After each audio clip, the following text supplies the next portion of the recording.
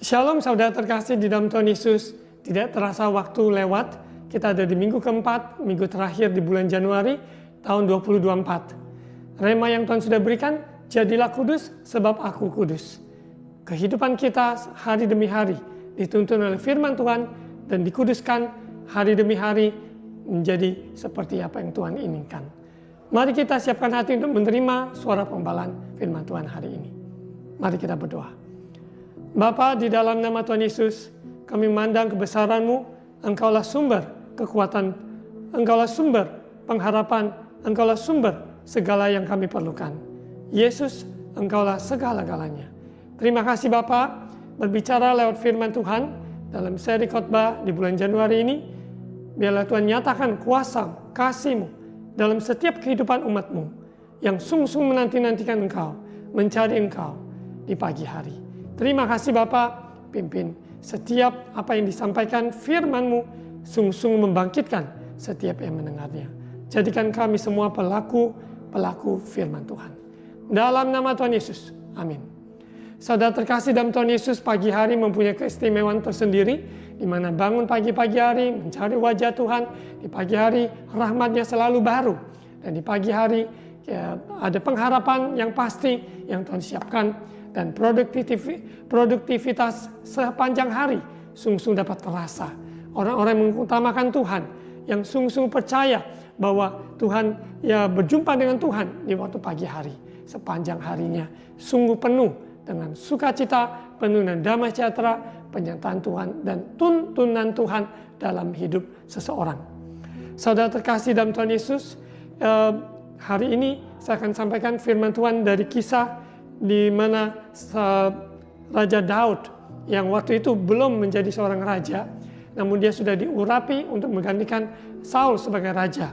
Di dalam perjalanannya tidak mudah, dia melewati liku-liku, dikejar oleh Saul, Raja Saul yang adalah mertuanya, dan yang telah raja yang dimana Daud telah membela maupun sebagai laskar yang berjuang dan sebagainya. Namun Raja Saul tetap karena mempunyai iri hati untuk mengejar dan mencoba membunuhnya. Di dalam perjalanan Daud meliku-liku sampai bertemu dengan orang Filistin dan sebagainya. Dan kita lihat kisah dari Ziklag terbakar. Apa yang terjadi pada kisah tersebut, kita akan belajar banyak hal. Kita yakin dan percaya bahwa segala sesuatu yang Tuhan izinkan dalam hidup kita, yang kita lewati, Tuhan mempunyai rencana. Allah turut bekerja mendatangkan kebaikan bagi setiap orang yang mengasihi Tuhan. Kita terlebih awal membaca 1 Samuel 29 ayat 9 sampai 11. Berkisah dengan Daud, yaitu dengan kelompok orang-orang Filistin. Ya. 1 Samuel 29 ayat 9, lalu Akis menjawab Daud, "Aku tahu engkau ini memang kusukai seperti utusan Allah. Hanya para panglima orang Filistin telah berkata, ia tidak boleh pergi berperang bersama-sama dengan kita." Ayat 10, "Jadi bangunlah pagi-pagi beserta orang-orang tuanmu ini yang datang bersama-sama dengan engkau. Bangunlah kamu pagi-pagi, segera sesudah hari cukup terang bagimu dan pergilah." Lalu bangunlah Daud dan orang-orangnya pagi-pagi untuk berjalan pulang ke negeri orang Filistin. Sedang orang Filistin itu bergerak maju ke Yisrael. Ya, pagi-pagi hari mempunyai keistimewaan tersendiri, di mana langkah-langkah kita yang kita ambil, yaitu dimulai dari pagi-pagi hari. Sebelum semua kegiatan yang ada, sebelum aktivitas yang ada, terlebih dahulu kita mencari Tuhan, mendapat instruksi dari Tuhan, dan kita melangkah sesuai dengan tuntunan Tuhan. Kita lihat kisah dari 1 Samuel 30. 1 Samuel pasal 30, Ziklag terbakar, pembalasan Daud kepada orang Amalek. Apa yang Daud alami, yang lewati, tidak mudah. Ya, kita akan lihat ya 1. Ketika Daud serta orang-orangnya sampai ke Ziklag, pada hari yang ketiga, orang Amalek telah menyerbu tanah Negeb dan Ziklag. Ziklag telah dikalahkan oleh mereka dan dibakar habis. Perempuan-perempuan dan semua orang yang ada di sana, tua dan muda, telah ditawan mereka dan dengan tidak membunuh seorang pun, mereka menggiring sekaliannya, kemudian meneruskan perjalanannya. bayangkan dengan kondisi di mana istri, anak yang dibawa maupun disandera dan sebagainya oleh musuh, dan bagaimana sikap dari Daud bersama orang-orang yang keluarganya yang ditawan. Kita lihat di ayat 3, ketika Daud dan orang-orangnya sampai ke kota itu, tampaklah kota itu terbakar habis, dan istri mereka serta anak mereka yang laki-laki dan perempuan telah ditawan. Lalu menangislah Daud dan rakyat yang bersama-sama dengan dia itu dengan nyaring sampai mereka tidak kuat lagi menangis. Situasi kondisi yang ada sangat memprihatinkan. Kota yang dimana mereka tinggalkan dengan istri dan anak supaya mereka bisa berperang dan melakukan aktivitas yang sudah dilakukan. Namun ternyata ketika mereka kembali, Daud dan orang-orangnya sampai ke kota itu, kenyataan yaitu terjadi, yaitu kota itu telah terbakar habis. Tentu apa respon dari Daud sangatlah wajar, dan bagi setiap orang yang mengalami sebuah musibah, sebuah hal yang buruk, mempunyai sebuah respon menangis, ya, dan juga seperti Daud, mereka menangis dengan nyaring dan sampai mereka tidak kuat lagi menangis. Kadangkala di dalam kehidupan betapa dalamnya perjalanan yang liku-liku, yang menyesakkan, yang membuat kita tidak mampu menghadapinya.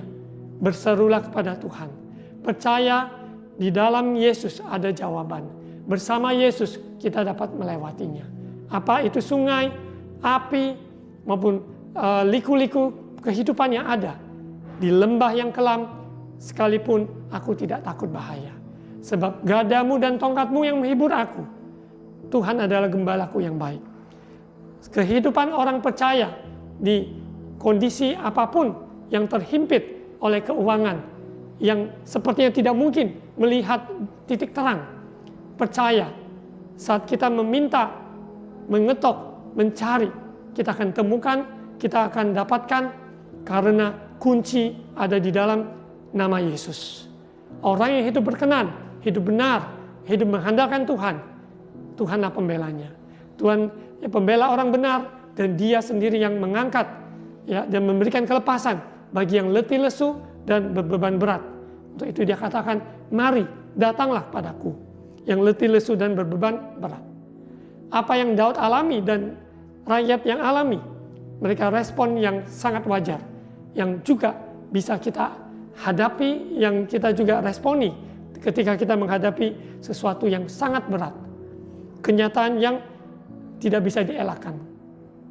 Saudara yakin dan percaya, di tengah-tengah penderitaan, di tengah-tengah kesedihan, di tengah-tengah kekecewaan, Tuhan tidak pernah meninggalkan saudara. Tuhan tidak pernah membiarkan saudara berjalan sendiri. Dia senantiasa rohnya menghibur, menguatkan, dan Dia juga menaruhkan orang-orang kudus. Bahkan Dia memakai segala cara untuk menolong kita, untuk menghibur kita, menguatkan kita. Terutama lewat firman Tuhan yang kita baca, menjadi pedoman, menjadi jawaban dalam hidup kita. Untuk itu kita simpan firman Tuhan dalam hati kita, lubuk hati kita. Sehingga ketika kita mengalami ujian dan cobaan, kita keluar sebagai pemenang. Dan di dalam persekutuan orang-orang kudus, saling menguatkan, saling mendorong, bukan saling mencela, bukan saling menyalahkan, tetapi saling menguatkan, saling memberi semangat, dorongan dalam doa maupun firman Tuhan.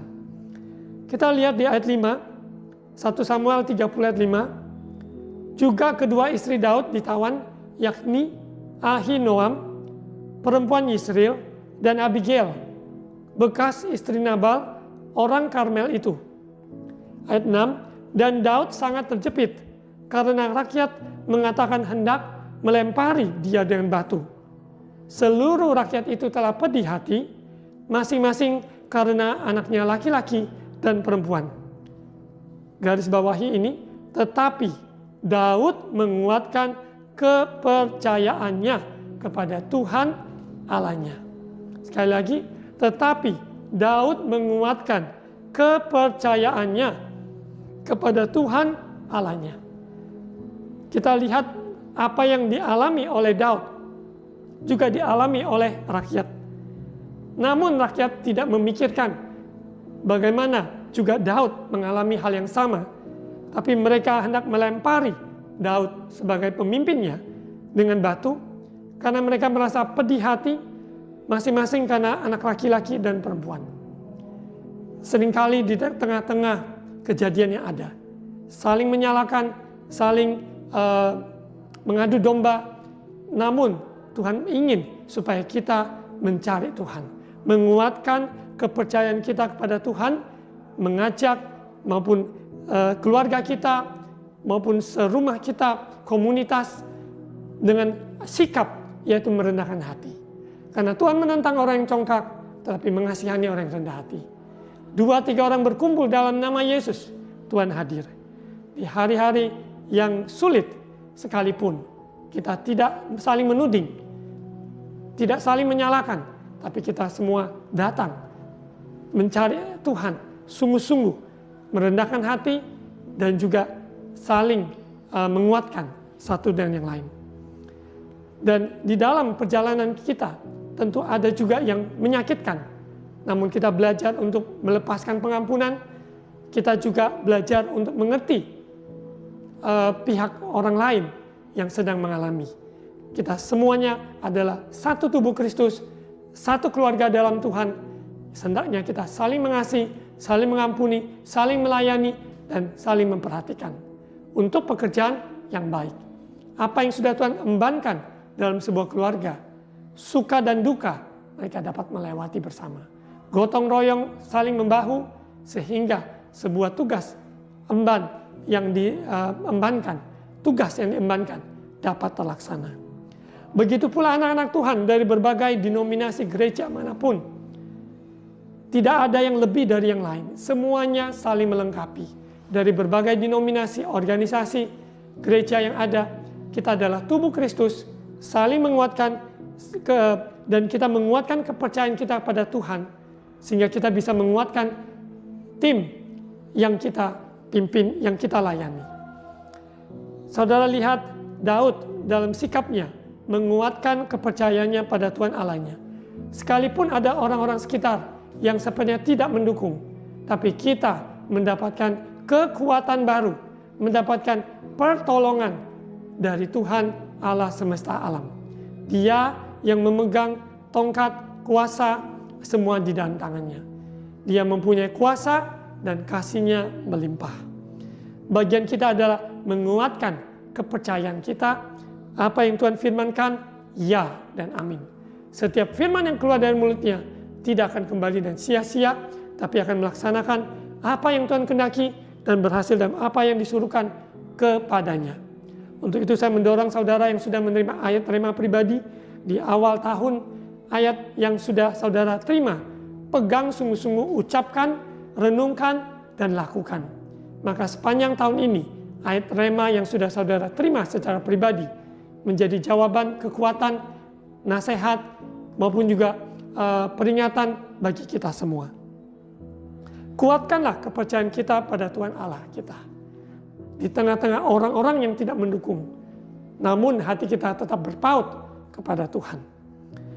Kita lihat lanjut di ayat 7. Lalu Daud memberi perintah kepada Imam Abiatar bin Ahimelek, bawalah efod itu kepadaku. Maka Abiatar membawa efod itu kepada Daud. Ayat 8. Kemudian bertanyalah Daud kepada Tuhan, katanya, haruskah aku mengejar gerombolan itu? Akan dapatkah mereka kususul? Dan ia berfirman, Tuhan berfirman kepadanya, kejarlah, sebab sesungguhnya engkau akan dapat menyusul mereka dan melepaskan para tawanan. Saudara yang mencari Tuhan, Tuhan memberikan instruksi, arahan, kejar atau tidak kejar, tetap berdiam atau kita melangkah. Segala sesuatu ada waktunya. Ada waktunya Tuhan katakan berdiam, melihat tangan Tuhanlah yang berperang. Ada kalanya Tuhan menyuruh supaya kita pagi-pagi buta datang, pergi, ataupun melakukan sesuatu yang sepertinya tidak masuk akal. Namun kalau Tuhan yang menyuruh, kita belajar taat, maka kita akan melihat yaitu pertolongan Tuhan. Kita dengar seperti lidah seorang murid maupun telinga seorang murid yang dipertajamkan setiap pagi. Kita perhatikan apa yang Tuhan katakan dan kita ucapkan, kita dengar sungguh-sungguh dan lakukan. Maka saudara akan tiba di tujuan Allah yang Tuhan kehendaki. Dari kemuliaan kepada kemuliaan, kasih karunia kepada kasih karunia, sehingga kita dapat alami kerajaan surga di bumi seperti di surga. Ya, kehendaknya terjadi di bumi seperti di surga. Untuk konteks ini Daud bertanya, perlukah, bisakah aku mengejar? Dan Tuhan berfirman, kejarlah. Di dalam hidup orang percaya ada lampu merah, lampu kuning, lampu hijau. Di mana Tuhan memberikan green, berarti kita jalan, bahkan berlari, bahkan kita mengejar. Ada kalanya diberikan merah, tanda kita harus berhenti, kita harus sungguh-sungguh berdiam, dan kita harus ambil pause, ya, ambil sela, sehingga kita tahu waktu Tuhan selalu yang terbaik. Ada kalanya Tuhan memberikan, yaitu lampu peringatan, memberikan peringatan. Kalau kita tetap ada di dalam jalan yang keliru, maka kita akan menuai sebuah kebinasaan. Namun apabila kita memilih bertobat, memilih taat, memilih merendahkan hati, maka kita akan juga alami, yaitu mukjizat Tuhan. Di dalam kehidupan orang percaya, tidak ada dikatakan sulap ataupun simsalabim seperti itu. Namun yang ada adalah orang beriman, orang benar hidup oleh iman. Iman di dalam Yesus Kristus kepada janji firman-Nya, ya dan amin. Kita datang pada Tuhan dengan percaya, Tuhan mengatur kehidupan kita, karena doa adalah hubungan. Hubungan dengan Tuhan yang maha kuasa, Yesus Kristus, ya, yang sama dahulu, sekarang, sampai selamanya. Saudara, di mana Tuhan sudah berkata kepada Daud, kejarlah, sesungguhnya engkau akan dapat menyusul mereka, melepaskan para tawanan, maka itu pun yang terjadi. Along the way, di dalam perjalanan tersebut, Tuhan pertemukan orang-orang tertentu. Kita dihadapkan di waktu yang tepat, orang yang tepat, kejadian yang tepat, semuanya Tuhan jadikan indah pada waktunya. Kita lihat di ayat 9. Lalu pergilah Daud beserta ke-600 orang yang bersama-sama dengan dia, 600. Dan sampailah mereka ke Sungai Besor. Sementara orang-orang yang mau tinggal di belakang berhenti di sana. Ada yang pergi bersama dia, ada yang tetap tinggal di belakang berhenti di sana. Maka Daud melanjutkan pengejaran itu beserta 400 orang. 200 orang yang terlalu lelah untuk menyeberangi Sungai Besor itu berhenti di sana. Tadi ada 600, sekarang hanya tinggal 400. Seberapa yang bisa berangkat bersama Daud?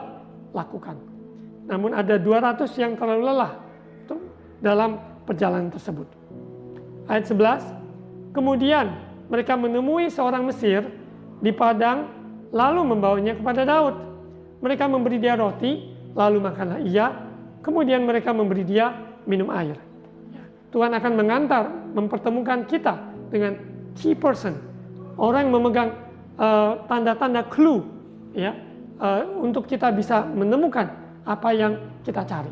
Contohnya, dia akan merampas tawanan Daud, dan Tuhan mengizinkan membawa Daud bertemu dengan seorang Mesir ini.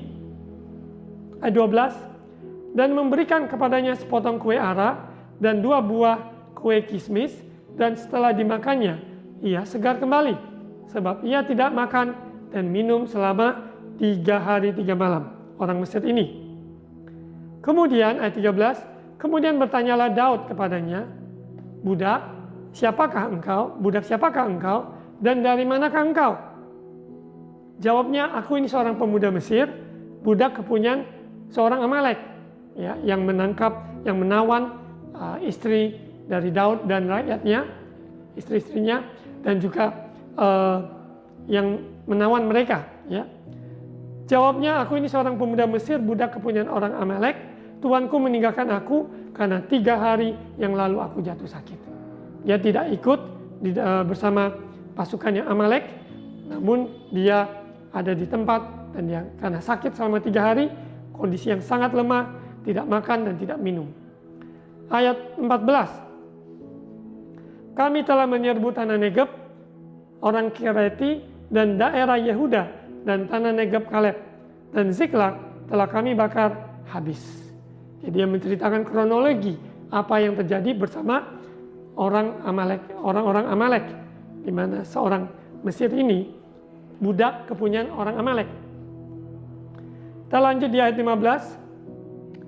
Daud bertanya kepadanya, dapatkah engkau menunjuk jalan kepadaku ke gerombolan itu, gerombolan orang Amalek? Katanya, bersumpahlah kepadaku demi Allah bahwa engkau tidak akan membunuh aku dan tidak akan menyerahkan aku ke dalam tangan tuanku itu, maka aku akan menunjuk jalan kepadamu ke gerombolan itu. Ya, karena dia takut juga, dia menceritakan ini dan dia dibunuh. Ya, dia menyatakan, aku sampaikan ini dan berikan saya kepastian bahwa saya itu aman. Ya. Ayat 16. Ia menunjuk jalan kepada Daud ke sana. Dan tampaklah orang-orang itu berpencar-pencar di atas seluruh daerah itu, sambil makan, minum, dan mengadakan perayaan. Karena jarahan yang besar yang telah dirampas mereka dari tanah orang Filistin dan dari tanah Yehuda. Ya, kita lihat Daud sudah menamakan jejak-jejaknya dan melihat orang-orang Amalek tersebut yang telah membawa jarahan dari tanah orang Filistin, dari tanah Yehuda, dan mereka sedang pesta porah seperti itu. Ya, kita tahu bahwa Tuhan memberikan pertolongan, memampukan kita mengejar apa yang sudah tertinggal, apa yang sudah ditawan, supaya Tuhan memakai kita untuk melepaskannya. Tahun-tahun yang lewat, saudara, maupun bulan yang lalu, waktu-waktu yang sudah terlewat, mungkin tertawan oleh karena kondisi ini dan kondisi itu. Namun tahun 2024, biarlah kita dengarkan suara Tuhan untuk kejar, untuk mencari, untuk melakukan tuntunan arahannya, instruksinya Tuhan. Untuk konteks ini, kejarlah. Dan ayat 17, kita lihat ayat 17, apa yang Daud lakukan. Dan pada keesokan harinya, yaitu pagi-pagi hari ya, Daud menghancurkan mereka dari pagi-pagi buta sampai matahari terbenam. Yang menghancurkan orang-orang Amalek yang sudah mengambil jarahan-jarahan yang ada dari Filistin maupun tanah Yehuda. Tidak ada seorang pun dari mereka yang lolos, kecuali 400 orang muda yang melarikan diri dengan menunggang unta. Jadi project mission ini accomplished karena Daud menguatkan kepercayaannya pada Tuhan dan dia dengarkan apa yang Tuhan mau, dan bersama rakyat yang masih mendukung dia jalani proses mengejar. Dan dia temukan tawanan dan lepaskan tawanan, yaitu istri dan keluarga dari rakyat yang ada. Untuk itu saudara, hari-hari ini kita siapkan hati kita, sungguh-sungguh perhatikan tanda-tanda yang Tuhan berikan, supaya kita tidak miss the point, sehingga kita dapat melangkah sesuai dengan tanda yang sudah Tuhan berikan. Seperti yang tadi saya jelaskan, lampu merah, kuning, hijau. Apakah kita kejar, apa berhenti, apa kita hati-hati, semuanya kita harus waspada dan perhatikan. Jangan sampai kita kecolongan ataupun terbuai dengan suasana situasi yang ada. Kita untuk konteks ini, rakyat maupun ingin melemparkan batu, mereka merasa dirinya terperangkap dengan kesedihan, namun Daud memilih menguatkan kepercayaannya, strengthen himself. Kita harus belajar menguatkan diri sendiri di dalam kebenaran, di dalam janji Tuhan, di dalam hadirat Tuhan. Kita angkat puji-pujian, karena puji-pujian adalah senjata rohani, kalahkan musuh, dan kita yakin percaya sorak kemenangan, Tuhan yang memberikan kemenangan. Ayat 18. Daud melepaskan semua apa yang dirampas oleh orang Amalek itu, juga kedua istrinya dapat dilepaskan Daud. Tuhan memakai kita untuk melepaskan tawanan dan percaya orang-orang yang terikat dilepaskan. Ya. Tidak ada yang hilang pada mereka, dari hal yang kecil sampai hal yang besar, sampai anak laki-laki dan anak perempuan, dan dari jarahan sampai segala sesuatu yang telah dirampas mereka, semuanya itu dibawa Daud kembali. Take back what the enemy has stolen. Ambil kembali apa yang musuh sudah curi, sudah tawan, namun kita rampas kembali. Karena hidup kita, keluarga kita, miliknya Tuhan. Kita yakin dan percaya mungkin ada anak-anak yang terhilang dalam perjalanan imannya.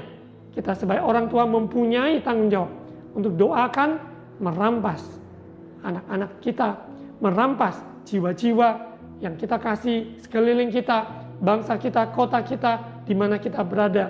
Kita berdoa untuk kesejahteraannya. Mari saudara terkasih, Tuhan yang memberikan kita arahan tuntunan sehingga kita dapat merampas kembali apa yang sudah hilang. Ayat 20, Daud mengambil segala kambing domba dan lembu, semuanya itu digiring mereka di hadapannya, serta berkata, inilah jarahan Daud. Ya, jadi apa yang Amalek sudah ambil dari Filistin dan tanah Yehuda, sekarang Daud menemukannya. Ayat 21, ketika Daud sampai kepada 200 orang yang terlalu lelah tadi untuk mengikuti Daud, yang telah dibiarkannya tinggal di dekat sungai Besor, maka keluarlah orang-orang ini menyongsong Daud dan menyongsong rakyat yang bersama-sama dengan dia. Daud mendekati orang-orang itu dan memberi salam kepada mereka. Tadi kan 600, namun hanya 400 yang tetap semangat, punya stamina dan sebagainya untuk bersama Daud mengejar.